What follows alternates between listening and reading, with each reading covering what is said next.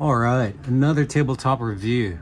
Today we have an Omega Seamaster GMT, aka the Great White, or reference number 2538.20. I've been hunting down this watch for the longest time because it's kind of rare that it pops up in the secondary market. Of course, it's discontinued. This was produced back in 2006 and I think lasted till 2008 if I'm not mistaken.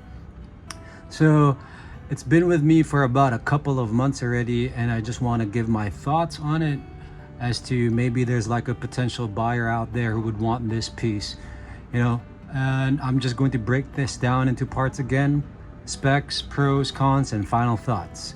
Just before we start, a customary wrist check. Today I'm wearing my Casio G-Shock Legoland.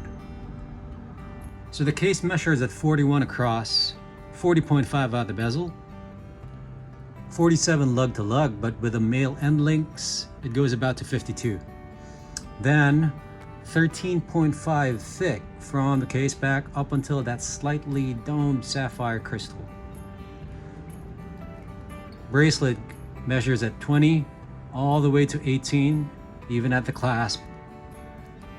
And then there's like a very small 4.2 crown along with the crown guards, and you guys would see its sign there as well. Bezel is an aluminum insert. It's 120 click bi-directional, so as you guys would see, it goes both ways. Now this is like the old scallop bezel and it's kind of hard to turn, but we'll go focus on that with the cons later. The dial depends on the certain light conditions, can be a stark white like this, but during daylight it comes off as a slightly cream version or off-white. As you guys would see here as well, the dial is laser etched with the Omega waves, Omega symbol at the 12, Seamaster at the bottom of the pinion, GMT in red, it matches with the GMT hand, chronometer, Swiss made at the very bottom, and you guys would see this sports the old sword hands with a big triangle at the 12. From the indices as well, these are all printed but pumped up with loom. As you guys would see, it's a bit there's a bit of layer with that loom there, so you guys would see that it's a big amount of loom that they placed there. So the hands or markers are outlined with a black border, giving it more legibility more than ever, and then it just matches all with the color tone. So if you guys would see, black markers around the bezel, and then white dial with black borders, and then you have your GMT red hand, GMT printed, and then a red tip red hand, then a red tip on the second hand.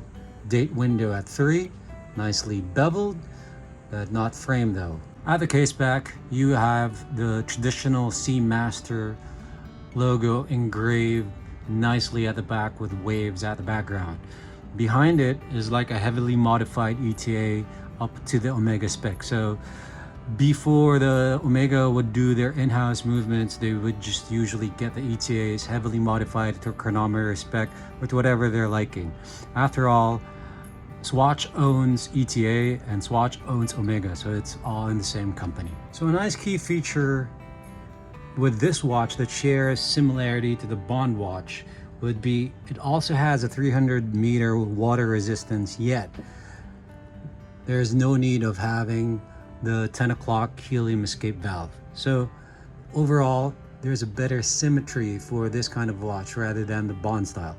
But again, each to their own. Sometimes a lot of people like that helium escape valve because of the outline, and it's so iconic now with Omega doing it and just for the Bond movies.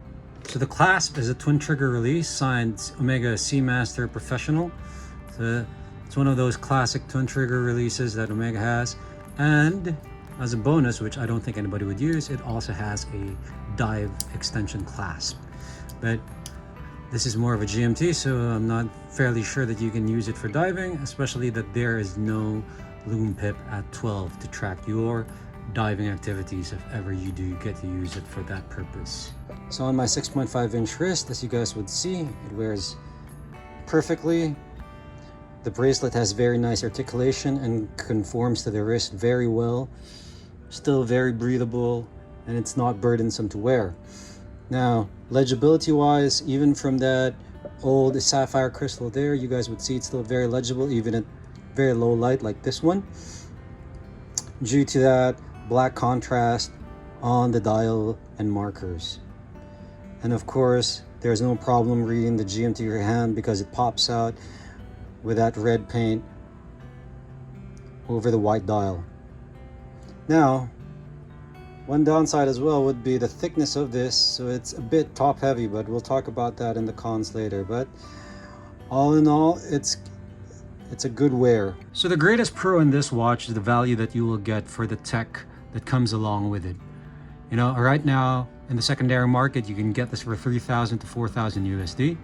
And I just believe, in my opinion, that that's a great value for an Omega, you know, with that brand heritage, with a traveler GMT movement, with a nice dial, good proportions, nice bracelet, high legibility of a dial, and ultimately just a very, very classic design that you don't see often anymore. Because, you know, the Seamasters right now, or the Planet Ocean GMTs, are so somewhat chunky, blingy, and it's more on, it goes to the Rolex level already. It's not like the tool watch anymore that Omega is so known for. But then again, we have cons as well, and a lot of cons for this watch as well after wearing it continuously for a couple of months.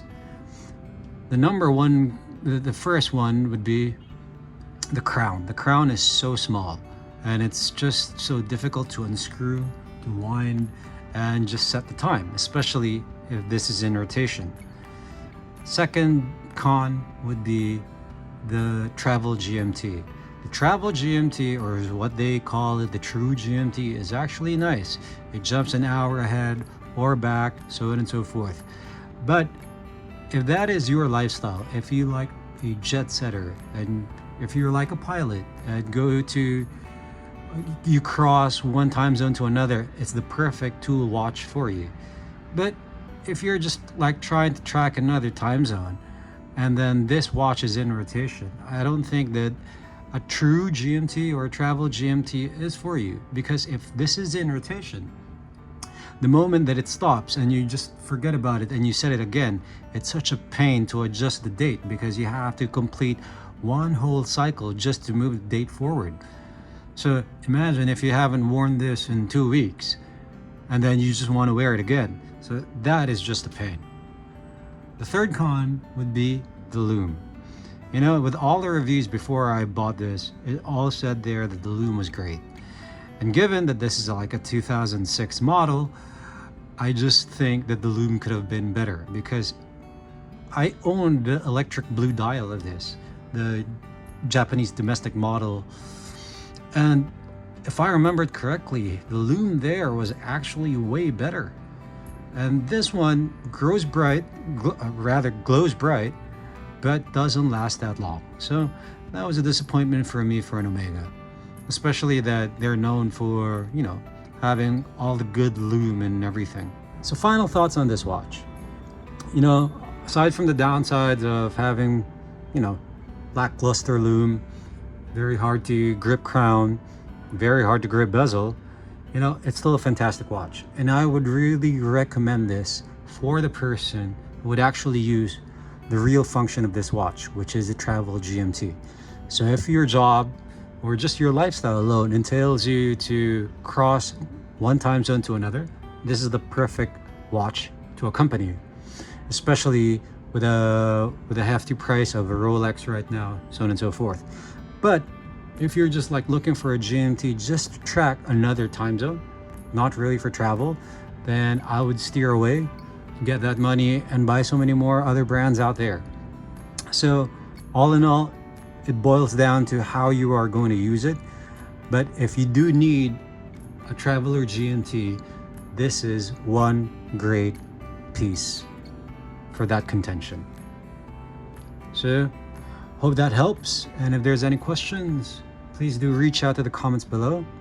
Cheers.